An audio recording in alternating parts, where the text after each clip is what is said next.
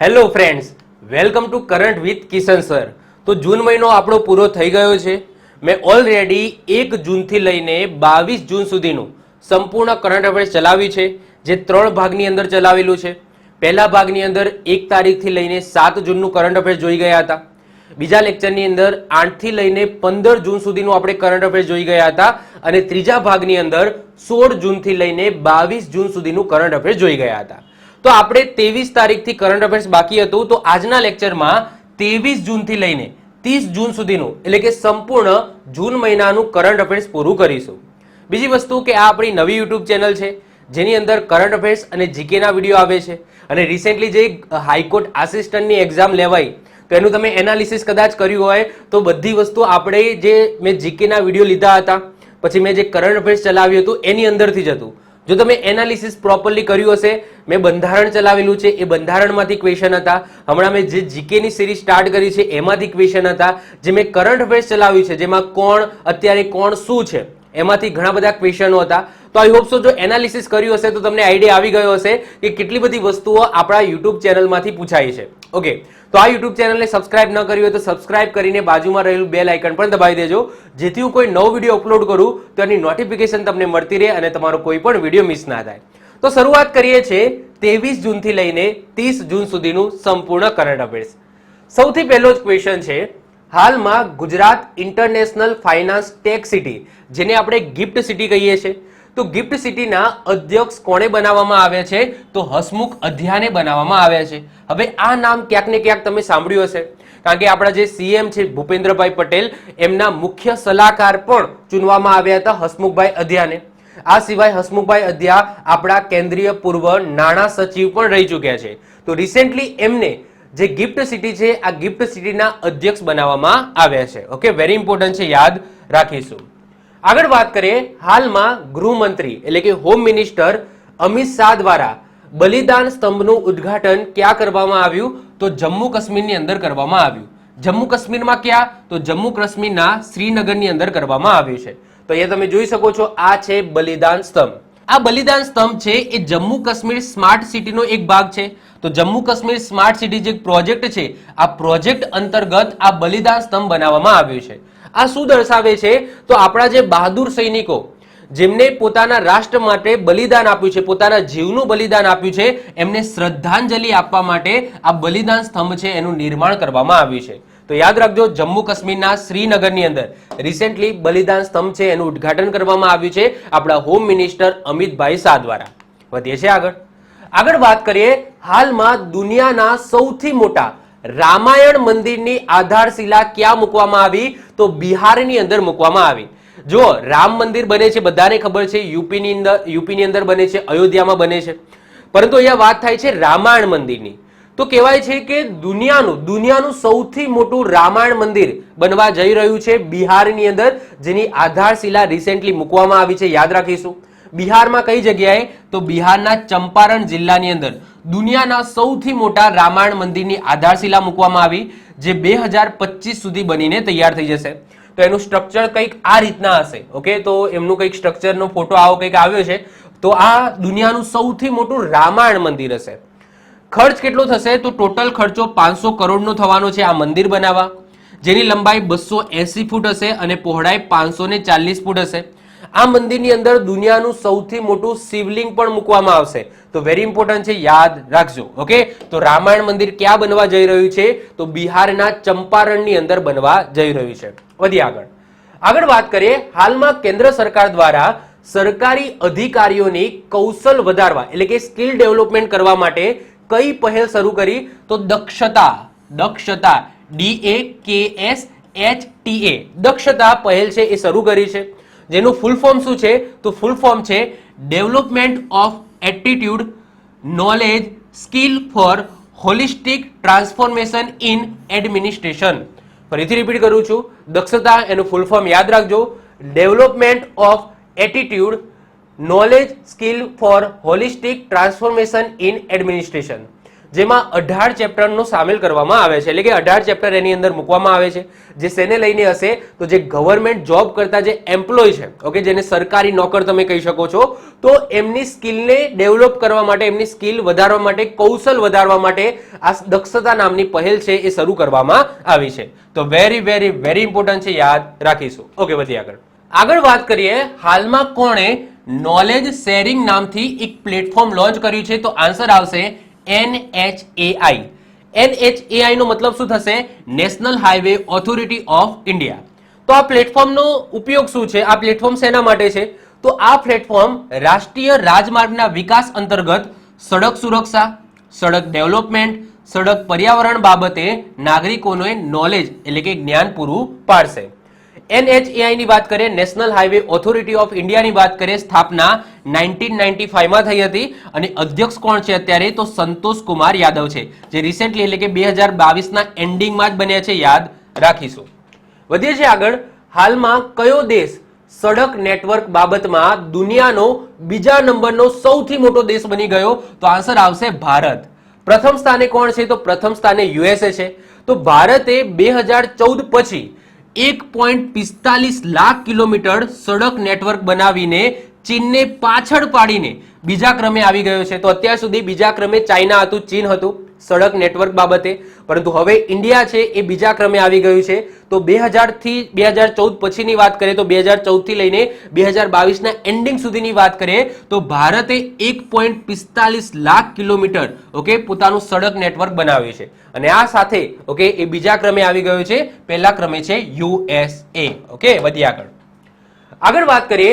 હાલમાં DCGI એટલે કે drug controller general of India દ્વારા અનુમતિ પ્રાપ્ત કરનાર ભારતની પ્રથમ ઓમિક્રોન વેરિયન્ટની mRNA વેક્સિન, જેનું નામ છે જેન્કોવેક OM નો મતલબ થાય ઓમિક્રોન, એનું નિર્માણ કોને કર્યું? તો આન્સર આવશે જેનોવા બાયો ફાર્માસ્યુટિકલ્સ.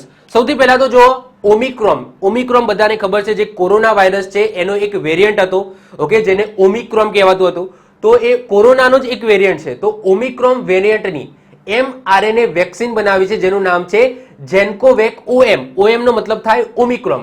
એનું નિર્માણ કર્યું છે. તો આન્સર આવશે જેનોવા બાયો ફાર્માસ્યુટિકલ્સ.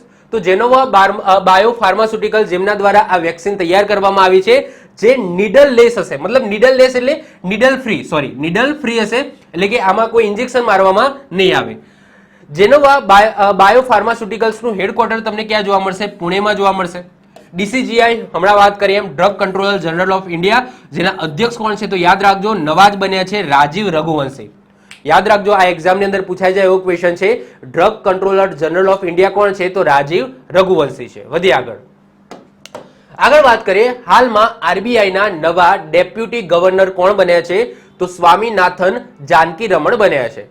RBI ના કેટલા ડેપ્યુટી ગવર્નર છે? તો અત્યારે હાલ RBI માં રિઝર્વ બેંક ઓફ ઇન્ડિયાની અંદર 4 ડેપ્યુટી ગવર્નર છે. કયા કયા છે? તો એક તો નવા બન્યા એમ સ્વામીનાથન જાનકીરમણ, એક થઈ ગયા. બીજા થઈ ગયા T રવિશંકર, ત્રીજા થઈ ગયા M રાજેશ્વર રાવ અને ચોથા છે માઇકલ પાત્રા. તો આ રીતના 4 ડેપ્યુટી ગવર્નર છે. ગવર્નર કોણ છે? તો શક્તિકાંત દાસ છે, બધાને ખબર છે. RBI ની સ્થાપના 1 એપ્રિલ 1935 ની અંદર કરવામાં આવી હતી. તો યાદ રાખજો, રિસેન્ટલી RBI ના નવા ડેપ્યુટી ગવર્નર કોણ બન્યા છે? સ્વામીનાથન જાનકીરમણ બન્યા છે.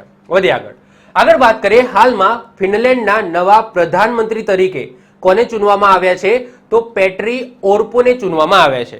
હવે જો આમ નોર્મલી તો આ રીતના આપણે બધા દેશના પ્રધાનમંત્રી કે પ્રેસિડેન્ટ તમારે યાદ રાખવાના નથી, પરંતુ જે દેશ ચર્ચામાં હોય એમના પ્રેસિડેન્ટ અને જો કદાચ નવા બન્યા હોય એ તો ખાસ યાદ રાખીશું. જેમ કે ફિનલેન્ડ, તો ફિનલેન્ડ છે તો વેરી ઇમ્પોર્ટન્ટ છે. કેમ યાદ રાખીશું? કારણ કે રિસેન્ટલી નેટોનો 31મો દેશ બન્યો છે ફિનલેન્ડ.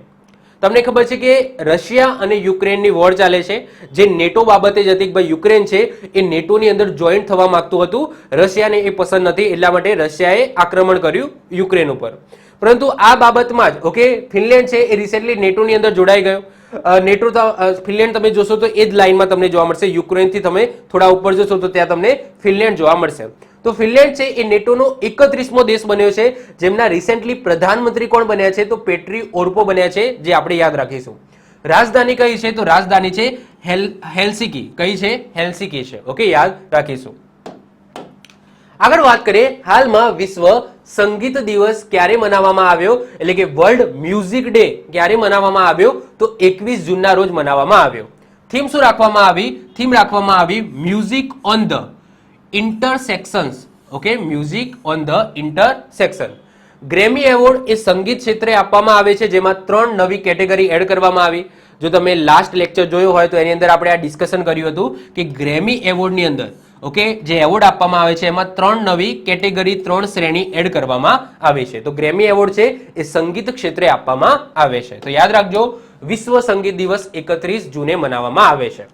આગળ વાત કરીએ, હાલમાં કોણે ભુવનેશ્વરમાં આંતરરાજ્ય ચેમ્પિયનશિપમાં નવા એશિયાઈ શોર્ટ પુટ રેકોર્ડ બનાવ્યો? તો આન્સર આવશે તજિંદર પાલ સિંહ તુર. તજિંદર પાલ સિંહ તુર છે એ કઈ રમત સાથે સંકળાયેલા છે? તો ઘોડા ફેંક સાથે સંકળાયેલા છે, જેમને રિસેન્ટલી 21.77 મીટર થ્રો સાથે એશિયાઈ બધા રેકોર્ડ તોડી નાખ્યા. તો એશિયાની અંદર જેટલા પણ રેકોર્ડ બન્યા છે ઘોડા ફેંકની અંદર, એ બધા રેકોર્ડ તોડીને 21.77 મીટર એમને ઘોડો ફેંક્યો છે. તો યાદ રાખજો, વેરી ઇમ્પોર્ટન્ટ છે. ભુવનેશ્વરની અંદર રિસેન્ટલી જે આંતરરાજ્ય ચેમ્પિયનશિપ રમાઈ એની અંદર તજિંદર પાલ સિંહ તુર દ્વારા એશિયાઈ બધા રેકોર્ડ જે ઘોડા ફેંકની અંદર બન્યા છે એ બધા તોડીને 21.77 મીટર એમને થ્રો કર્યો છે. આગળ વાત કરીએ, હાલમાં સ્પેસએક્સ દ્વારા કયા દેશનું સત્રિયા, ઓકે ક્ષત્રિયા SATRIA સત્રિયા-1 સંચાર એટલે કે કમ્યુનિકેશન સેટેલાઇટ સંચાર ઉપગ્રહ લોન્ચ કર્યો? તો આન્સર આવશે એ હતો ઇન્ડોનેશિયાનો. તમને ખબર છે સ્પેસએક્સ ઇલોન મસ્કની કંપની છે, USA માં સ્થિત છે, જેના રોકેટ છે ફેલ્કન 9. નોર્મલી બધામાં ફેલ્કન 9 રોકેટનો જ ઉપયોગ કરવામાં આવે છે. તો આ ફેલ્કન 9 રોકેટ દ્વારા રિસેન્ટલી ઇન્ડોનેશિયાનો એક ઉપગ્રહ છે સત્રિયા-1. તો આ સત્રિયા-1 જે કમ્યુનિકેશન ઉપગ્રહ છે એને લોન્ચ કરવામાં આવ્યો છે. આગળ વાત કરીએ, સપ્ટેમ્બર 2023માં કયું રાજ્ય દેશનું પ્રથમ મોટો જીપી કાર્યક્રમની મેજબાની કરશે? તો આન્સર આવશે યુપી. તો યુપીની અંદર ઓકે આ મોટો જીપી જે રેસ થાય છે, નાનપણની અંદર કદાચ આપણે વિડીયો ગેમ્સની અંદર આ મોટો જીપી રેસ રમ્યા પણ હશો. તો પહેલી વખત આ ભારતની અંદર થાય છે. ક્યારેય પણ આના અગાઉ ક્યારેય પણ ભારતની અંદર આ મોટો જીપી રેસ થઈ નથી, પરંતુ પહેલી વખત ભારતની અંદર થાય છે. ક્યાં થાય છે? તો યુપીમાં થવાની છે. સમય 22 અને 23 સપ્ટેમ્બર. ઓકે 2 દિવસમાં આ પૂરી થઈ જશે. ક્યાં થવાની છે? તો યુપીના ગ્રેટર નોઈડાની અંદર આનું આયોજન થવાનું છે. તો વેરી ઇમ્પોર્ટન્ટ છે, યાદ રાખીશું. વધીએ આગળ, WEP એટલે કે વર્લ્ડ ઇકોનોમિક ફોરમની વૈશ્વિક લૈંગિક સમાનતા સૂચકાંક 2023માં ભારત કયા સ્થાન ઉપર છે? તો ભારત 127માં સ્થાન ઉપર છે. ભારત 146 દેશમાંથી ઓકે 127માં નંબરે છે. પ્રથમ ક્રમે કોણ છે? આઇસલેન્ડ છે. હવે આ શું દર્શાવે છે? તો આમાં મેલ અને ફિમેલમાં કેટલો ગેપ છે, મતલબ કે જેન્ડર ગેપ બતાવે છે કે મેલ અને ફિમેલમાં કેટલો ગેપ છે. તો એ અનુસાર આ ઇન્ડેક્સ બહાર પાડવામાં આવે છે, જેમાં ભારતનો ક્રમ 127માં આવ્યો છે. પહેલા ક્રમે છે આઇસલેન્ડ. ઓકે યાદ રાખીશું. ચલો વધીએ આગળ. આગળ વાત કરીએ, હાલમાં સંયુક્ત રાષ્ટ્ર લોક સેવા દિવસ ક્યારે મનાવવામાં આવ્યો? તો 23 જૂનના રોજ મનાવવામાં આવ્યો. એટલે કે United nation public service day ક્યારે મનાવવામાં આવ્યો? 23 જૂનના રોજ મનાવવામાં આવ્યો. આગળ વાત કરીએ, હાલમાં કયા રાજ્ય દ્વારા મુખ્યમંત્રી વિદ્યાર્થી પ્રોત્સાહન યોજના શરૂ કરી? તો આન્સર આવશે હિમાચલ પ્રદેશ. શું છે આ યોજના? તો આ યોજના અંતર્ગત હાયર એજ્યુકેશનમાં પાસ થનાર વિદ્યાર્થીઓને માત્ર 1% વાર્ષિક દરે, ઓકે 1% વાર્ષિક દર છે, મંથલી નથી, તો માત્ર 1% વાર્ષિક દરે લોન આપવામાં આવશે. તો એવી સરસ મજાની યોજના છે એ હિમાચલ પ્રદેશ સરકાર દ્વારા શરૂ કરવામાં આવે છે. તો યાદ રાખજો, રિસેન્ટલી મુખ્યમંત્રી વિદ્યાર્થી પ્રોત્સાહન યોજના એ હિમાચલ પ્રદેશની અંદર શરૂ થઈ છે, જેમાં ઓકે હાયર એજ્યુકેશન પાસ થનાર એટલે કે 12મું ધોરણ પતી ગયું છે, હવે એમને કોલેજમાં અભ્યાસ કરવો છે, તો એમને માત્ર 1% વાર્ષિક વ્યાજે લોન આપવામાં આવશે. આગળ વાત કરીએ, હાલમાં જારી વૈશ્વિક પ્રતિસ્પર્ધા સૂચકાંક 2023માં ભારતનો ક્રમ કયો છે? તો ભારતનો ક્રમ 40મો છે. અહીંયા વાત થાય છે વર્લ્ડ કોમ્પિટિટિવનેસ ઇન્ડેક્સની. તો વૈશ્વિક પ્રતિસ્પર્ધા સૂચકાંકની અંદર ભારત 40મા ક્રમે છે. કોના દ્વારા જારી કરવામાં આવે છે? તો International Institute for Management Development દ્વારા આ જારી કરવામાં આવે છે. અને પ્રથમ ક્રમે કોણ છે? તો પ્રથમ ક્રમે છે ડેનમાર્ક. ઓકે તો એ તમે જોઈ શકો છો કે ગ્લોબલ કોમ્પિટિટિવનેસ ઇન્ડેક્સની અંદર ભારતનો ક્રમ છે 40, જ્યારે પહેલા ક્રમે છે ડેનમાર્ક. વધી આગળ વાત કરીએ હુરુન રિપોર્ટ 2022 અનુસાર ભારતમાં સૌથી મૂલ્યવાન પ્રાઇવેટ કંપની કઈ છે? તો આન્સર શું આવશે? રિલાયન્સ ઇન્ડસ્ટ્રી આવશે આ રિપોર્ટ અનુસાર. બીજા નંબરે છે TCS અને ત્રીજા નંબરે છે HDFC. ઓકે, તો રિસેન્ટલી હુરુન રિપોર્ટ બહાર પાડવામાં આવી. 2022 નું આ ડેટા છે, પરંતુ પબ્લિશ થયો છે 2023 ની અંદર. તો ભારતની સૌથી મૂલ્યવાન પ્રાઇવેટ કંપની, તો આન્સર શું આવશે? રિલાયન્સ ઇન્ડસ્ટ્રી આવશે. આગળ વાત કરીએ હાલમાં પ્રથમવાર આયોજિત ACC અંડર-23 મહિલા T20 ઇમર્જિંગ એશિયા કપ 2023 ની વિજેતા ટીમ કઈ રહી? તો વિજેતા ટીમ રહી છે આપણી ભારત.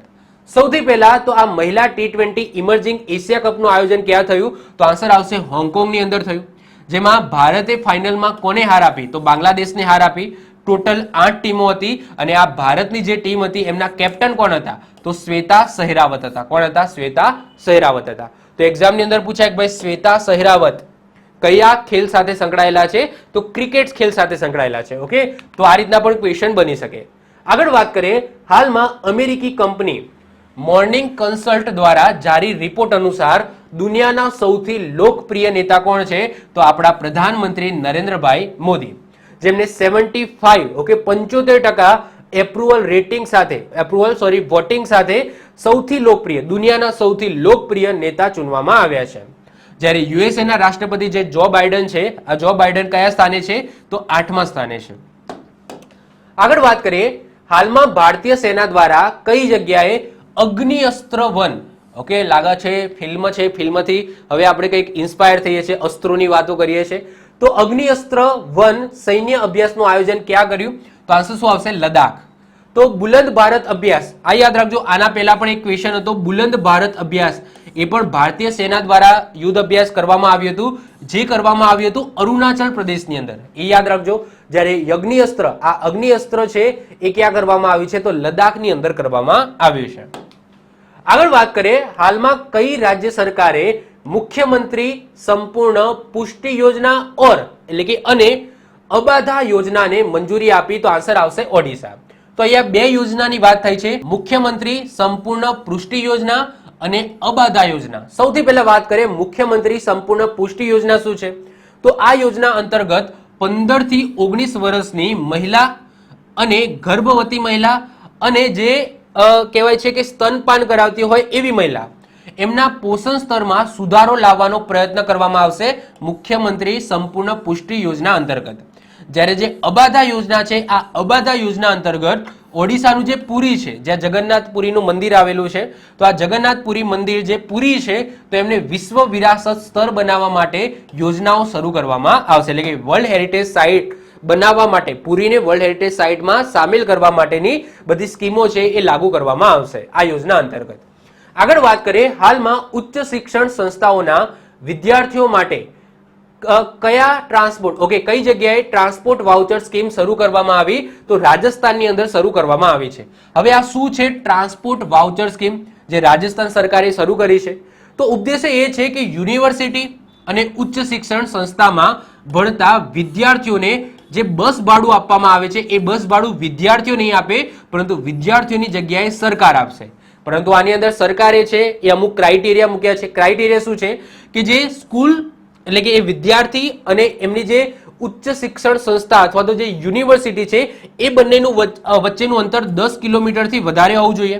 બીજી વસ્તુ લિમિટેશન આપી છે કે ભાઈ એવું નહીં કે 50 કે 100 રૂપિયા આપશે, ના, પ્રતિ દિવસના 20 રૂપિયા આપશે. બીજી વસ્તુ આ એ જ વિદ્યાર્થીઓને આપશે જેમની હાજરી 75% પ્લસ હોય.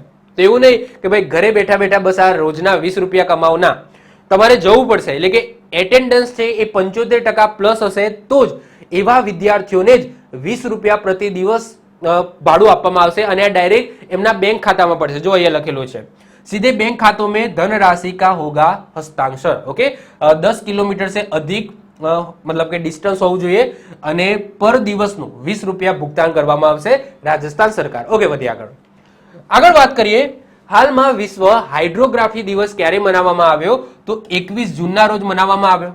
થીમ શું રાખવામાં આવી? થીમ રાખવામાં આવી hydrography underpinning the digital twin of the ocean. Okay, એ થીમ રાખવામાં આવી છે. તો વિશ્વ હાઇડ્રોગ્રાફી દિવસ એ 21 જૂનના રોજ મનાવવામાં આવ્યો.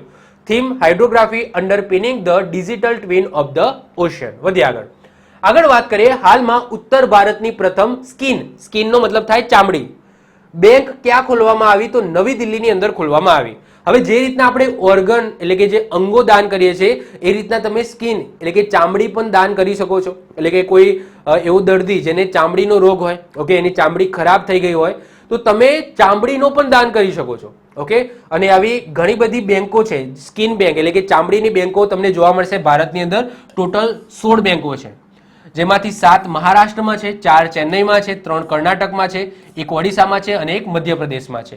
અને રિસેન્ટલી 17મા નંબરની નવી દિલ્હીની અંદર ખોલવામાં આવી છે. ઓકે, જે ઉત્તર ભારતની ઓકે પ્રથમ તમે કહી શકો. આગળ વાત કરીએ. હાલમાં ઇકોનોમિક ઇન્ટેલિજન્સ યુનિટ દ્વારા જારી રિપોર્ટ અનુસાર દુનિયાનું સૌથી સારું રહેવા યોગ્ય શહેરમાં ટોપ ઉપર કોણ છે? તો ટોપ ઉપર છે વિયના. વિયના ક્યાં આવેલું છે? તો ઓસ્ટ્રિયાની અંદર આવેલું છે. ઓસ્ટ્રેલિયા નહીં, ઓસ્ટ્રિયા નામનો દેશ છે. તો આ ઓસ્ટ્રિયાની અંદર તમને વિયેના શહેર જોવા મળશે અને આ રિપોર્ટ અનુસાર એ દુનિયાનું સૌથી સારું રહેવા યોગ્ય સ્થળ છે. હવે આ કયા ક્રાઇટેરિયામાં વાત થાય છે કે ભાઈ સૌથી સારું છે દુનિયામાં રહેવા યોગ્ય? તો જો, જ્યાં મેડિકલ ફેસિલિટી સારું હોય, જ્યાં શિક્ષણ એટલે કે એજ્યુકેશન સિસ્ટમ સારી હોય, જ્યાં રહેવા માટે ખાવા પીવાની સુવિધા હોય, તો આ બધા ક્રાઇટેરિયાને ધ્યાનમાં રાખીને આ જે શહેર છે એ નક્કી કરવામાં આવે છે. હવે વાત કરીએ ભારતની, તો ભારતમાં નવી દિલ્હી અને મુંબઈ આ બંને 141મા ક્રમે છે ગ્લોબલી. ઓકે, બંને એક જ સ્તર ઉપર છે, 141. ઓકે, અને પહેલા ક્રમે કોણ છે? તો પહેલા ક્રમે ઓસ્ટ્રિયાનું વિયના છે. આગળ વાત કરીએ. હાલમાં પ્રથમ પ્રોફેસર કોઠાપલ્લી જયશંકર એવોર્ડથી કોને સન્માનિત કરવામાં આવ્યા? તો આચાર્ય એન ગોપીને સન્માનિત કરવામાં આવ્યા. સૌથી પહેલા તો જેમના નામ ઉપર આ એવોર્ડ આપવામાં આવે છે પ્રોફેસર કોઠાપલ્લી જયશંકર કોણ હતા? તો તેલંગાણાની અંદર જે આંદોલન થયા હતા એ આંદોલનના પ્રમુખ હતા. તો એમના નામ ઉપર આ એવોર્ડની શરૂઆત કરી છે, જે આ વર્ષે એટલે કે 2023માં આ એવોર્ડ કોને મળ્યો? આચાર્ય એન ગોપીને મળ્યો છે. ઓકે, અને આચાર્ય એન ગોપી એક કવિ છે, એક લેખક છે. ચલો વધીએ આગળ વાત કરીએ. હાલમાં નાવિક દિવસ, ઓકે, નેવી દિવસ નથી, નેવી નથી, નાવિક છે. તો હાલમાં નાવિક દિવસ ક્યારે મનાવવામાં આવ્યો? તો 25 જૂનના રોજ મનાવવામાં આવ્યો. થીમ શું રાખવામાં આવી? થીમ રાખવામાં આવી MARPOL at 50 our commitment goes on. Okay, MARPOL at 50 our commitment goes on એ થીમ રાખવામાં આવે છે. ઓકે, તો અહીંયા તમે જોઈ શકો day of the sea farer.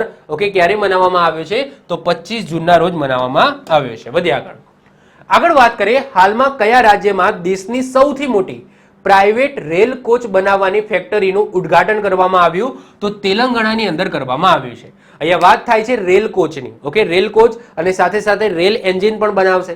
તો આ ફેક્ટરી જે તેલંગાણામાં રિસેન્ટલી ખોલવામાં આવી છે એ દુનિયાની નહીં, દેશની સૌથી મોટી પ્રાઇવેટ રેલ કોચ બનાવવાની ફેક્ટરી છે, જેનું ઉદ્ઘાટન રિસેન્ટલી તેલંગાણામાં થયું છે, જે દર વર્ષે 500 કોચ અને 50 રેલ એન્જિન બનાવશે. ભારતમાં આવી કેટલી રેલ કોચ બનાવવાની ફેક્ટરી છે? તો રેલ કોચ બનાવવાની ફેક્ટરી 4 છે ભારતની અંદર. ઓકે, અને આ જે બનશે તેલંગાણાની અંદર એ ભારતની સૌથી મોટી છે. આગળ વાત કરીએ. હાલમાં વિશ્વ સ્તર પર ઝીરો ગ્રીન બિલ્ડિંગ્સ પ્રોજેક્ટ અંતર્ગત સૌથી વધુ લીડ નેટ ઝીરો સર્ટિફિકેટ પ્રાપ્ત કરનાર ટોપ દેશ કયો છે? તો આન્સર આવશે ભારત. હવે જો ભારતની અંદર જે ઇન્ફ્રાસ્ટ્રક્ચર ઊભું કરવામાં આવે છે, જે બિલ્ડિંગ ઊભી કરવામાં આવે છે, એ બિલ્ડિંગ બનાવતા વધુમાં વધુ રિન્યુએબલ એનર્જીનો ઉપયોગ થયો હોય, પછી એ રીતના બનાવવામાં આવી હોય જે રીતના પર્યાવરણને ઓછું નુકસાન થાય, તો એવા જે પ્રોજેક્ટ છે એ પ્રોજેક્ટને નામાંકિત કરવામાં આવે છે, જેમાં સૌથી વધારે એવા પ્રોજેક્ટ એ ભારત જોડે છે. તો શું લખ્યું છે વાંચીએ. તો સૌથી પહેલા તો અહીંયા LEED લખેલું છે. એનો મતલબ શું થાય? તો leadership in energy and environment design. દેશમાં જે બિલ્ડિંગ્સ બને છે જે વધુમાં વધુ પર્યાવરણ અનુકૂળ હોય, જેમાં પ્રાકૃતિક વસ્તુનો ઉપયોગ કરવામાં આવ્યો હોય એવી બિલ્ડિંગ્સની વાત થાય છે, જેમાં દુનિયાના 45% જે ગ્રીન બિલ્ડિંગ પ્રોજેક્ટ છે એ ક્યાં છે? ભારતની અંદર ચાલે છે. ઓકે, તો વેરી ઇમ્પોર્ટન્ટ છે, યાદ રાખીશું. તો આ સર્ટિફિકેટ પ્રાપ્ત કરનાર ટોપ દેશ છે આપણો ભારત. આગળ વાત કરીએ. હાલમાં કયા રાજ્ય દ્વારા લોકોને મફત કાનૂની સહાયતા આપવા LADCS પ્રણાલી લોન્ચ કરી? તો આન્સર આવશે ઉત્તર પ્રદેશ. સૌથી પહેલા તો LADCS નો મતલબ શું થાય? તો LADCS નો મતલબ થશે legal add defence counselling system. ઉદ્દેશ્ય એ છે કે આર્થિક રીતે જે કમજોર વર્ગો છે એમને મફત કાનૂની સહાય આપી. ઓકે, ફ્રીમાં કાનૂની સહાય આપી, મતલબ કે કોઈના જોડે અત્યાચાર થયો છે પરંતુ એ આર્થિક રીતે કમજોર છે, એ કોઈ વકીલને પૈસા આપી શકે અને પોતાનો કેસ લડાઈ શકે એ સ્થિતિમાં નથી, તો આવા સંજોગોમાં આ જે સ્કીમ છે એ કામમાં લાગશે અને જે આર્થિક રીતે કમજોર વર્ગો છે એમને મફત કાનૂની સહાય આપવામાં આવશે. તો યાદ રાખજો, LADCI જે પ્રણાલી છે જે ક્યાં લાગુ કરવામાં આવી છે? યુપીની અંદર લાગુ કરવામાં આવી છે. આગળ વાત કરીએ, હાલમાં સ્કાયરૂટ દ્વારા કયા એન્જિનનું સફળતાપૂર્વક પરીક્ષણ કરવામાં આવ્યું? તો રમન 1. તો આ એન્જિનનું નામ રાખ્યું છે રમન 1. તો સ્કાયરૂટ તમને બધાને ખબર છે કે ભારતની એક પ્રાઇવેટ કંપની છે જેનું હેડક્વાર્ટર તમને હૈદરાબાદમાં જોવા મળશે. તો સ્કાયરૂટ દ્વારા વિક્રમ 1 તમને ખબર છે તો ભારતનું પ્રથમ પ્રાઇવેટ રોકેટ છે. તો વિક્રમ 1 રોકેટમાં રમન 1 એન્જિનનું સફળતાપૂર્વક પરીક્ષણ કરવામાં આવ્યું. સ્કાયરૂટ એક હૈદરાબાદ બેઝ પ્રાઇવેટ કંપની છે. ભારતનું પ્રથમ પ્રાઇવેટ રોકેટ કોણે બનાવ્યું હતું? સ્કાયરૂટ કંપનીએ બનાવ્યું હતું, જેનું નામ વિક્રમ એસ રાખ્યું હતું, જેમાં એસ નો મતલબ થાય વિક્રમ સારાભાઈનો મતલબ થાય છે. ઓકે, એસ ફોર સારાભાઈ થશે. આગળ વાત કરીએ, ભારતનું પ્રથમ ક્રાયોજેનિક એન્જિન એ પણ કોને બનાવ્યું હતું? સ્કાયરૂટ કંપનીએ બનાવ્યું હતું, જેનું નામ ધવન 1 રાખ્યું હતું. તો વેરી ઇમ્પોર્ટન્ટ છે, યાદ રાખીશું. વધીએ આગળ. આગળ વાત કરીએ, હાલમાં ભારતીય વાયુસેના દ્વારા કઈ જગ્યાએ અભ્યાસનું આયોજન કર્યું? ઓકે, તો આન્સર આવશે રણવિજય. તો વાયુસેના દ્વારા રિસેન્ટલી આયોજિત થયું હોય એવું યુદ્ધ અભ્યાસ જેનું નામ છે રણવિજય. ઉદ્દેશ્ય એ છે કે સુખોઈ 30 જેવા જે લડાકુ વિમાનો છે એને સામેલ કરીને જે લડાકુ પાયલોટ છે એમની ક્ષમતા વધારવી. સમય 16 થી લઈને 23 જૂન. શરૂઆત ક્યાંથી કરવામાં આવી? તો ગોરખપુર એરપોર્ટથી કરવામાં આવી. તો જો જુદી જુદી જગ્યાએ જે વાયુ બેઝ છે તો એમાં જુદા જુદા લડાકુ વિમાન છે. હવે એમના જે પાયલોટો છે એ પાયલોટોને ક્ષમતા વધારવા માટે, મતલબ કે જે લડાકુ વિમાન છે જેમ કે સુખોઈ છે, પછી રાફેલ છે, આપણે બીજા દેશમાંથી આપણે લાવીએ છીએ. તો એમાં જે પાયલોટ છે એ પાયલોટ સારી રીતના એ વર્ક કરી શકે, એમની ક્ષમતા વધારી શકાય, એક્સપિરિયન્સ વધારે થાય, તો એ પ્રોજેક્ટ અંતર્ગત રણવિજય નામનો એક અભ્યાસ તમે કહી શકો છો એની શરૂઆત કરી હતી. આગળ વાત કરીએ, હાલમાં સ્થાનિક પબ્લિશરની મદદ કરવા ભારતીય ભાષા કાર્યક્રમની શરૂઆત કોને કરી? તો ગૂગલ દ્વારા કરવામાં આવે છે, જે અંતર્ગત નાના સમાચાર પબ્લિશરને સશક્ત બનાવવામાં આવશે, એમને ટ્રેનિંગ આપવામાં આવશે અને સાથે સાથે એમને ફંડિંગ પણ આપવામાં આવશે. તો યાદ રાખજો, ભારતીય ભાષા કાર્યક્રમની શરૂઆત કોના દ્વારા કરવામાં આવી છે? તો ગૂગલ દ્વારા કરવામાં આવી છે, જેમાં નાના નાના જે સમાચાર પબ્લિશરો હોય એમને સશક્ત બનાવવામાં આવશે, એમને ટ્રેનિંગ આપવામાં આવશે, એમને ફંડિંગ આપવામાં આવશે. આગળ વાત કરીએ, હાલમાં જારી ટાઈમ્સ એશિયા રેન્કિંગ 2023માં કઈ ભારતીય યુનિવર્સિટી ટોપ ઉપર છે? તો આન્સર આવશે IISc, જેનો મતલબ થાય ઇન્ડિયન ઇન્સ્ટિટ્યૂટ ઓફ સાયન્સ, જેનો ગ્લોબલ ક્રમ 48 છે. ઓકે, આ યુનિવર્સિટીનો ગ્લોબલી એટલે કે દુનિયામાં ક્રમ છે 48, પરંતુ ભારતની અંદર વાત કરીએ તો ભારતમાં એ પ્રથમ ક્રમે છે. આ લિસ્ટમાં ટોપ 200 ની અંદર, ઓકે, ટોપ 200 યુનિવર્સિટીની અંદર ભારતની 18 યુનિવર્સિટીને સામેલ કરવામાં આવી છે. તો યાદ રાખજો, ભારતની ટોપ યુનિવર્સિટી કઈ છે? તો IISc છે. Okay, IISc Bengaluru, Indian institute of science. વધીએ આગળ. આગળ વાત કરીએ, હાલમાં કયા દેશ દ્વારા સાયલેટ બાર્કર પરિયોજના અંતર્ગત એક રોકેટથી 41 ઓકે 41 ઉપગ્રહો લોન્ચ કર્યા? તો આન્સર આવશે ચાઇના. તો રિસેન્ટલી ચાઇના દ્વારા સાયલેટ બાર્કર નામની એક પરિયોજના અંતર્ગત એક જ રોકેટથી 41 એટલે કે 41 ઉપગ્રહો લોન્ચ કર્યા છે. તો સૌથી વધારે છે? તો ના ના ના ના, સૌથી વધારે નથી. 41 તો કઈ ના કહેવાય. જો સૌથી પહેલા રોકેટ કયો યુઝ કરવામાં આવ્યું? તો LM-2D રોકેટનો યુઝ કરવામાં આવ્યો. હવે વાત કરીએ કે દુનિયામાં એક રોકેટથી સૌથી વધારે, ઓકે, સૌથી વધારે ઉપગ્રહ એટલે કે સેટેલાઇટ છોડવાનો રેકોર્ડ કોની પાસે છે? તો SpaceX કંપની પાસે છે, જેમને એક રોકેટની અંદર 143 ઉપગ્રહો છોડ્યા હતા. બીજા નંબરે આપણું ભારત છે. ભારતે એક જ રોકેટનો ઉપયોગ કરીને 104 ઉપગ્રહો છોડ્યા હતા અને રોકેટ કયું હતું? PSLV C-37 હતું. ક્લિયર? તો યાદ રાખજો, તો એવું નથી કે અમને બહુ મોટો રેકોર્ડ તોડ્યો છે. 41 ઉપગ્રહ જસ્ટ રિસેન્ટલી લોન્ચ કર્યા છે, એટલે કરંટ અફેર્સની અંદર છે. આગળ વાત કરીએ, હાલમાં કેન્દ્રીય મંત્રી અનુરાગ ઠાકુર જે આપણા ખેલ મંત્રી છે, એમના દ્વારા કયું અભિયાન શરૂ કરવામાં આવ્યું છે? તો ભારત ઇન પેરિસ નામનું અભિયાન શરૂ કર્યું છે. હવે અહીંયા પેરિસ જે ક્યાં આવેલું છે? ફ્રાન્સમાં આવેલું છે. તમને ખબર છે કે 2024 ની અંદર જે ઓલિમ્પિક થવાના છે એ ક્યાં થવાના છે? પેરિસની અંદર થવાના છે, ફ્રાન્સમાં થવાના છે. તો એ પહેલા ભારતમાં ખેલ પ્રતિ જાગૃતતા લાવવા માટે આ અભિયાન છે એ ચલાવવામાં આવ્યું છે. ક્લિયર? તો કોના દ્વારા? તો આપણા કેન્દ્રીય મંત્રી છે, ખેલ મંત્રી છે અનુરાગ ઠાકુર દ્વારા.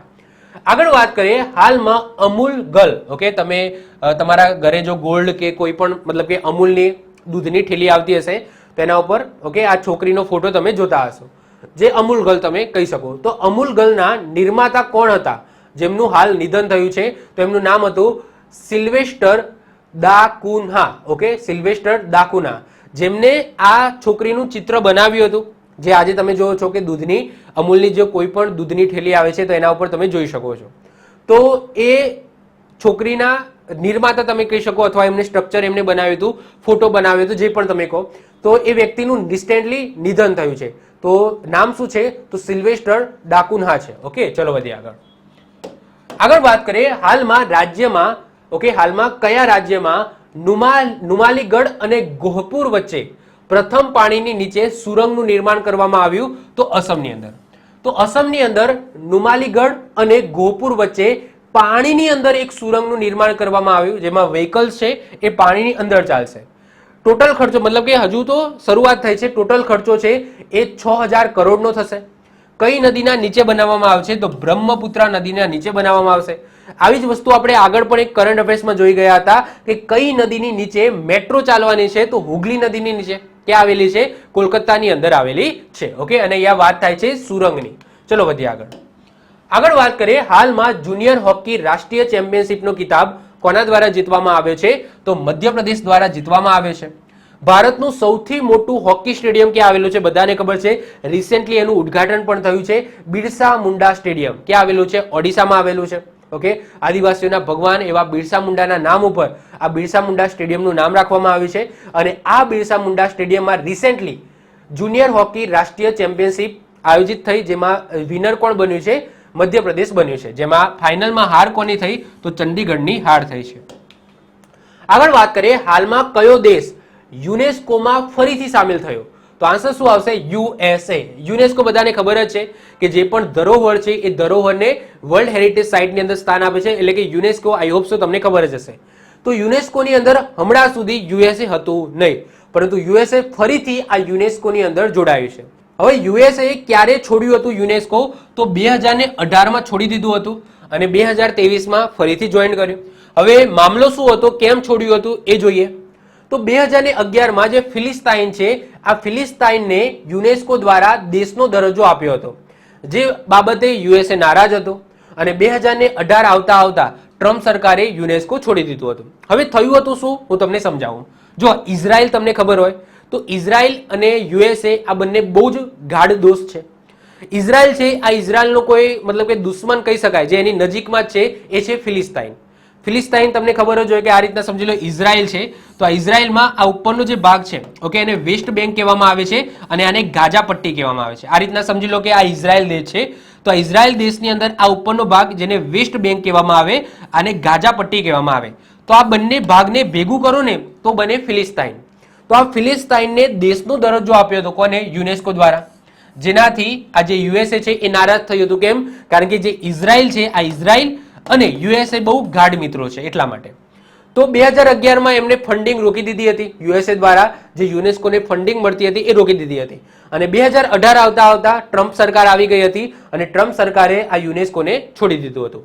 પરંતુ ફરીથી અત્યારે જો બાઇડનની સરકાર છે અને જો બાઇડનની સરકારે યુનેસ્કોમાં ફરીથી જોઈન્ટ થવા માટેની રિક્વેસ્ટ થઈ છે. ઓકે, તો યુએસએ છે એ ફરીથી યુનેસ્કોની અંદર જોડાય છે. વધી આગળ વાત કરીએ, મોસ્ટ આઈએમપી ક્વેશ્ચન. હાલમાં સાહિત્ય અકાદમી દ્વારા હિન્દી ભાષામાં બાલ સાહિત્ય પુરસ્કાર કોને આપવાની ઘોષણા કરી છે? તો આન્સર આવશે સૂર્યનાથ સિંહને આપવાની ઘોષણા કરી છે. એમની પુસ્તક છે કૌતુક એપ. કઈ છે? કૌતુક એપ. એ માટે આ એવોર્ડ એમને જાય છે. હવે યુવા પુરસ્કાર કોને આપવાની ઘોષણા કરી છે? જો સાહિત્ય અકાદમી પુરસ્કાર છે એ યુવા પણ આપે છે અને બાલ પણ આપે છે, એટલે કે બાલ પુરસ્કાર પણ હોય છે, એની અંદર 2 શ્રેણી હોય છે, અને યુવા પુરસ્કાર પણ હોય છે. તો યુવા પુરસ્કાર હિન્દી ભાષા માટે કોને આપવામાં આવ્યો છે? તો અતુલ કુમાર રાયને આપવામાં આવ્યો છે. એમની કૃતિ છે ચાંદપુર કી ચંદા. ઓકે, ચાંદપુર કી ચંદા. ચલો, હિન્દી ભાષા માટે આપણે ઓછું ઇમ્પોર્ટન્ટ રાખીએ છીએ. વેરી ઇમ્પોર્ટન્ટ છે કે ગુજરાતી ભાષાનું તમને ખબર હોવી જોઈએ. હવે ગુજરાતી ભાષામાં બાલ સાહિત્ય પુરસ્કાર આપવામાં આવ્યો નથી, પરંતુ યુવા પુરસ્કાર આપવામાં આવે છે, યાદ રાખજો. અને એ કોને મળ્યો છે? સાગર શાહને મળ્યો છે. એમની કૃતિ છે get together. Okay, get together. તો જો આ બધી ભાષામાં આપવામાં આવે છે, પણ બધી ભાષાનું તો આપણે યાદ રાખવાનું નથી. આપણે ગુજરાતી અને હિન્દીનું યાદ રાખવાનું છે. તો હિન્દીમાં બંને એવોર્ડ મળ્યા છે. બાલ સાહિત્ય પુરસ્કાર પણ મળ્યો છે અને યુવા પુરસ્કાર પણ મળ્યો છે. બાલ સાહિત્ય પુરસ્કાર એ સૂર્યનાથ સિંહને મળ્યો છે. યુવા પુરસ્કાર છે એ અતુલ કુમાર રાયને મળ્યો છે. અતુલ કુમાર રાયને એમની કૃતિ છે ચાંદપુર કી ચંદા, અને સૂર્યનાથ સિંહને એમની પુસ્તક છે કૌતુક એપ માટે. ગુજરાતી ભાષાની વાત કરીએ તો બાલ પુરસ્કાર નથી મળ્યો, પરંતુ યુવા પુરસ્કાર મળ્યો છે. કોને મળ્યો છે? સાગર શાહને મળ્યો છે. એમની કૃતિ છે ગેટ ટુગેધર માટે. ઓકે, યાદ રાખીશું. વધીએ આગળ વાત કરીએ. હાલમાં વિશ્વ ડ્રગ વિરોધી દિવસ ક્યારે મનાવવામાં આવ્યો? તો 26 જૂનના રોજ મનાવવામાં આવ્યો. થીમ શું રાખવામાં આવી? તો થીમ રાખવામાં આવી people first stop stigma and discrimination strengthen prevention. Okay, આ થીમ રાખવામાં આવી છે. DCGI એટલે કે ડ્રગ કંટ્રોલર જનરલ ઓફ ઇન્ડિયાના અધ્યક્ષ કોણ છે? તો રાજીવ રઘુવંશી છે. યાદ રાખજો, વેરી વેરી ઇમ્પોર્ટન્ટ છે કે હાલમાં વિશ્વ ડ્રગ વિરોધી દિવસ ક્યારે મનાવવામાં આવ્યો? 26 જૂનના રોજ મનાવવામાં આવ્યો, જેની થીમ વેરી વેરી ઇમ્પોર્ટન્ટ છે, યાદ રાખીશું. અને drug controller general of India એ તો તમને ખબર જ હોવી જોઈએ, રાજીવ રઘુવંશી છે. વધીએ આગળ વાત કરીએ. હાલમાં પ્રધાનમંત્રી નરેન્દ્રભાઈ મોદીને કયા દેશના સર્વોચ્ચ સન્માન ઓર્ડર ઓફ ધ નીલ થી સન્માનિત કરવામાં આવ્યા છે? તો ઇજિપ્ત, જેને આપણે મિસ્ર કહીએ છીએ. તો ઇજિપ્ત દેશનો સર્વોચ્ચ સન્માન ઓર્ડર ઓફ ધ નીલ થી ઓકે આપણા પ્રધાનમંત્રી નરેન્દ્રભાઈ મોદીને સન્માનિત કરવામાં આવ્યા છે. અત્યાર સુધી નરેન્દ્રભાઈ મોદીને 13 દેશોના 13 દેશોના સર્વોચ્ચ સન્માનથી સન્માનિત કરવામાં આવ્યા છે અત્યાર સુધી. ઇજિપ્તના રાષ્ટ્રપતિ કોણ છે? અબ્દુલ ફતેહ અલ સીસી છે, જે કયા અવસરે આવ્યા હતા? તમારે કોમેન્ટ કરવાનું છે. ઓકે, રિસેન્ટલી આવ્યા હતા. ચલો, જાન્યુઆરી મહિનામાં જ આવ્યા હતા. તો જાન્યુઆરી મહિનાના કયા અવસર ઉપર ઇજિપ્તના રાષ્ટ્રપતિ છે અબ્દુલ ફતેહ અલ સીસી એ આપણા ભારત આવ્યા હતા? કયા અવસર ઉપર આવ્યા હતા એ તમારે કોમેન્ટ કરવાનું છે. આઈ હોપ સો ખબર હશે. ઓકે, વધીએ આગળ. હાલમાં જારી ગ્લોબલ સ્ટાર્ટઅપ ઇકોસિસ્ટમ રિપોર્ટ 2023માં ટોપ ઉપર કોણ છે? તો ટોપ ઉપર છે સિલિકોન વેલી, જે યુએસએ માં છે. ભારતની અંદર વાત કરીએ કે ભારતમાં ટોપ ઉપર કોણ છે? તો બેંગલુરુ છે, અને ગ્લોબલ રેન્ક એમાં બેંગલુરુનો ક્રમ છે 20મો. અહીંયા વાત થાય છે સ્ટાર્ટઅપ ઇકોસિસ્ટમ, જ્યાં સૌથી વધારે સ્ટાર્ટઅપ સ્ટાર્ટ થયા હોય, એટલે કે સ્ટાર્ટઅપ એટલે સમજી શકો બિઝનેસની શરૂઆત. ઓકે, જેને સ્ટાર્ટઅપ કહીએ છીએ. તો એમાં પહેલા ક્રમે છે સિલિકોન વેલી, જ્યાં સૌથી વધારે સ્ટાર્ટઅપ સ્ટાર્ટ થયા છે. ભારતમાં ટોપ ઉપર છે બેંગલુરુ અને દિલ્હી છે, એમાં રસાકસી ચાલે છે. કોઈક વર્ષે બેંગલુરુ ટોપ ઉપર હોય છે, કોઈક વખત નવી દિલ્હી છે એ ટોપ ઉપર હોય છે, પરંતુ આ વર્ષે બેંગલુરુ છે ટોપ ઉપર છે, જેમાં ગ્લોબલ રેન્ક બેંગલુરુનો કયો છે? 20 છે. ગ્લોબલ 20 રેન્ક છે.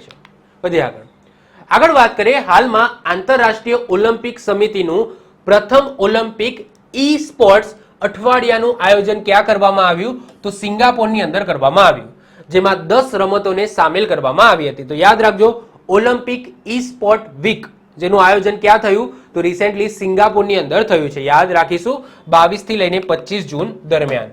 આગળ વાત કરીએ. હાલમાં વિશ્વ MSME દિવસ ક્યારે મનાવવામાં આવ્યો? MSME નો મતલબ શું થાય? Micro small medium enterprise. Micro small medium enterprise દિવસ ક્યારે મનાવવામાં આવ્યો? તો રિસેન્ટલી 27 જૂનના રોજ મનાવવામાં આવ્યો. થીમ શું રાખી? તો થીમ વેરી ઇમ્પોર્ટન્ટ છે, future ready MSME for India @100. MSME મંત્રી કોણ છે આપણા? તો નારાયણ રાણે છે. કોણ છે? નારાયણ રાણે. તો વેરી ઇમ્પોર્ટન્ટ છે. Micro small and medium size enterprise day આપણે 27 જૂનના રોજ મનાવ્યું, જેની થીમ આપણા માટે ઇમ્પોર્ટન્ટ છે, future ready MSME for India @100. આગળ વાત કરીએ. ફિફા અંડર 17 વિશ્વ કપ 2023 નું આયોજન ક્યાં થશે? તો એનું આયોજન ઇન્ડોનેશિયાની અંદર થશે. હવે અગાઉ મેં એક ક્વેશ્ચન ચલાવ્યો હતો. એ ક્વેશ્ચનની અંદર એવું હતું કે ફિફા અંડર 17 વિશ્વ કપ 2023 એનું આયોજન કરવા માટે કયા દેશે ના પાડી? તો આન્સર આવશે પેરુ. તો આજે આનું આયોજન ક્યાં થવાનું હતું? પેરુ દેશમાં થવાનું હતું, પરંતુ પેરુ દેશ છે એમને કેન્સલ કર્યું. તો હવે એ ક્યાં થવાનું છે? તો હવે છે એ ઇન્ડોનેશિયાની અંદર થવાનું છે. ક્યારે થશે? તો 10 નવેમ્બર થી લઈને 2 ડિસેમ્બર દરમિયાન આનું આયોજન થશે. તો પેરુમાં થવાનું હતું, પરંતુ હવે ઇન્ડોનેશિયાની અંદર થશે. આગળ વાત કરીએ. હાલમાં ધ યોગ સૂત્ર ફોર ચિલ્ડ્રન નામની પુસ્તક કોને લખી છે? તો રૂપા પાઈ દ્વારા લખવામાં આવે છે. જેમાં બાળકોની અંદર યોગ સૂત્રને કઈ રીતના વધારી શકાય, ઓકે, બાળકો છે એની અંદર યોગ છે એનો ફેલાવ કહી શકાય, અથવા તો યોગને કઈ રીતના એની સમજણ પૂરી પાડી શકાય, કઈ રીતના બાળકોમાં યોગ ઉપયોગી છે, તો એને લઈને આ પુસ્તક છે લખવામાં આવી છે, ધ યોગ સૂત્ર ફોર ચિલ્ડ્રન. કોને લખી છે? રૂપા પાઈ દ્વારા લખવામાં આવી છે. આગળ વાત કરીએ, હાલમાં premier handball league, very very important, પહેલી વખત આનું આયોજન થયું છે. જે રીતના આઈપીએલ થાય છે, ઇન્ડિયન પ્રીમિયર લીગ, જે ક્રિકેટ માટે હોય છે, એ જ રીતના આ વર્ષથી એટલે કે આવતા 2023ના વર્ષથી આપણે પ્રીમિયર હેન્ડબોલ લીગની પણ શરૂઆત કરી છે, જેની પ્રથમ સિઝનનો કિતાબ કોને જીતી લીધો છે? તો મહારાષ્ટ્ર આયરમેન દ્વારા જીતી લેવામાં આવ્યો છે. સૌથી પહેલા તો આનું આયોજન ક્યાં થયું હતું? તો રાજસ્થાનના જયપુરમાં થયું હતું. ફાઇનલમાં કોની હાર થઈ? તો ગોલ્ડન ઈગલ્સ યુપીની હાર થઈ અને મહારાષ્ટ્ર આયરમેન છે એ જીતી ગયું છે. જે રીતના નામ છે એ તમે જોઈ શકો છો, આઈપીએલના જેમ નામ આપવામાં આવે છે. તો યાદ રાખજો, પ્રથમ પ્રીમિયર હેન્ડબોલ લીગ કોના દ્વારા જીતી લેવામાં આવી છે? તો મહારાષ્ટ્ર આયરમેન દ્વારા જીતી લેવામાં આવી છે. આગળ વાત કરીએ, હાલમાં કઈ ભારતીય ગોલ્ફર દ્વારા લેડીઝ ચેક ઓપન 2023 ગોલ્ફ કિતાબ જીતી લીધો છે? તો આન્સર આવશે દીક્ષા ડાગર દ્વારા જીતી લેવામાં આવ્યો છે. તમને આ રીતના પણ પૂછાય કે ભાઈ દીક્ષા ડાગર છે એ કઈ રમત સાથે સંકળાયેલા છે? તો ગોલ્ફ સાથે સંકળાયેલા છે.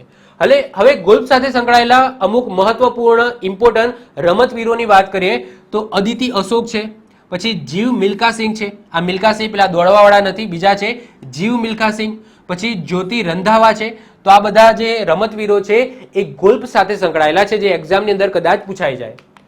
આગળ વાત કરીએ, કેન્દ્ર સરકારે પશુ ચિકિત્સા અને રસીકરણ માટે કયું પોર્ટલ લોન્ચ કર્યું? તો નંદી પોર્ટલ લોન્ચ કર્યું છે. પશુપાલન મંત્રી કોણ છે? તો પુરુષોત્તમભાઈ રૂપાલા છે. તો યાદ રાખજો, રિસેન્ટલી કેન્દ્ર સરકાર દ્વારા પશુ ચિકિત્સા અને રસીકરણ, ઓકે, એટલે કે અહીંયા રસીકરણ એટલે કે અહીંયા પશુ રસીકરણની જ વાત થાય છે, રસીકરણ એટલે કે વેક્સિનેશનની વાત થાય છે. તો એના માટે કયું પોર્ટલ લોન્ચ કર્યું છે? તો નંદી પોર્ટલ લોન્ચ કર્યું છે, યાદ રાખીશું. આગળ વાત કરીએ, જૂન 2023માં કયા શહેરમાં પ્રથમ આંતરરાષ્ટ્રીય ફિલ્મ ફેસ્ટિવલનું આયોજન થયું? તો આન્સર આવશે કોલકાતાની અંદર થયું. ક્યારે થયું? તો 22 થી લઈને 25 જૂન દરમિયાન આનું આયોજન થયું. તો યાદ રાખજો, પ્રથમ આંતરરાષ્ટ્રીય ફિલ્મ ફેસ્ટિવલ પહેલી વખત થયું છે, એટલા માટે યાદ રાખીશું કોલકાતાની અંદર થયું છે. આગળ વાત કરીએ, હાલમાં જારી એનર્જી ટ્રાન્ઝિશન ઇન્ડેક્સ 2023માં ભારત કયા સ્થાન ઉપર છે? તો ભારત 67માં સ્થાન ઉપર છે. કોના દ્વારા જારી કરવામાં આવે છે? તો વર્લ્ડ ઇકોનોમિક ફોરમ દ્વારા જારી કરવામાં આવે છે, જેમાં પ્રથમ ક્રમે કોણ છે? તો પ્રથમ ક્રમે સ્વીડન છે. તો વેરી વેરી ઇમ્પોર્ટન્ટ છે કે હાલમાં જારી એનર્જી ટ્રાન્ઝિશન ઇન્ડેક્સ 2023માં ભારત કયા સ્થાન ઉપર છે? તો ભારત 67માં સ્થાન ઉપર છે. વધીએ આગળ વાત કરીએ, હાલમાં રો હિટમેન, ઓકે, RAW, આ રો એજન્ટની વાત થાય છે. તો રો હિટમેન નામની પુસ્તક કોને લખી છે?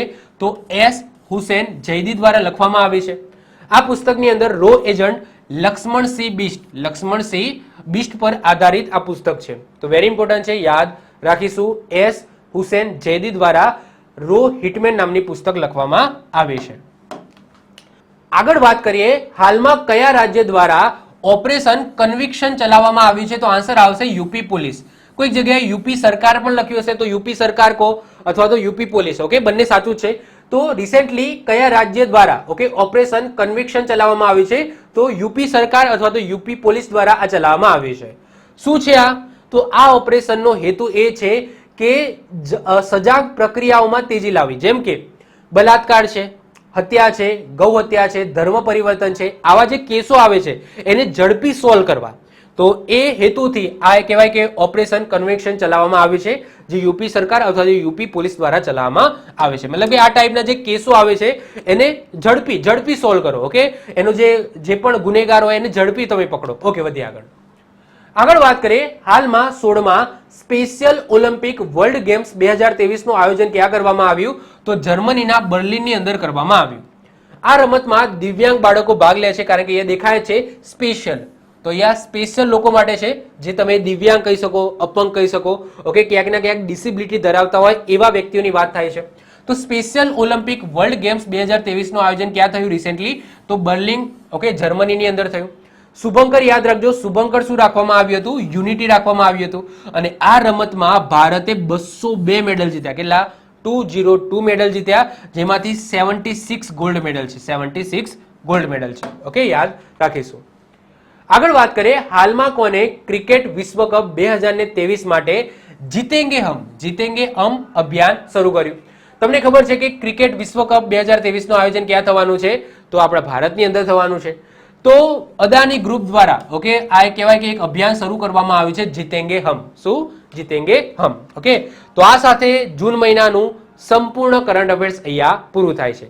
તો આઈ હોપ સો તમને આ જે સિરીઝ છે, મતલબ કે 1 થી લઈને 30 જૂન સુધીનું જે મેં કરંટ અફેર્સ ચલાવ્યું છે એ તમને ગમ્યું હશે. ઓકે, જો ગમ્યું હોય તો વિડીયોને લાઈક કરી દો, મિત્રો સાથે શેર કરી દો. જો તમે આ ચેનલ પર નવા હો તો ચેનલને સબસ્ક્રાઇબ કરીને બાજુમાં રહેલું બેલ આઇકન દબાવી દો, જેથી કોઈ નવો વિડીયો અપલોડ કરું તેની નોટિફિકેશન તમને મળતી રહે અને તમારો કોઈ પણ વિડીયો મિસ ના થાય. તો મળીશું નેક્સ્ટ લેક્ચરમાં. Bye, all the best.